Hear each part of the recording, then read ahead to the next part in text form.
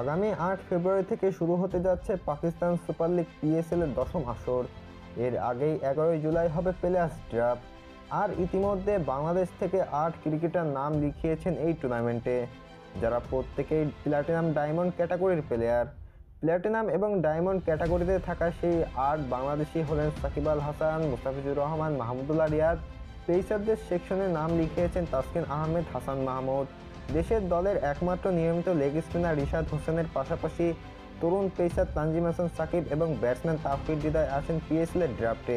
এবারের ড্রাফটে ১৯ দেশের ৫১০ জন ক্রিকেটার নাম নিবন্ধন করেছেন, যেখানে আছেন অস্ট্রেলিয়ার ডেভিড ওয়ার্নারের মতন তারকারা, আছেন নিউজিল্যান্ডের টিম সাউদি ডেভিড মিচেলের মতন খেলোয়াড়রা।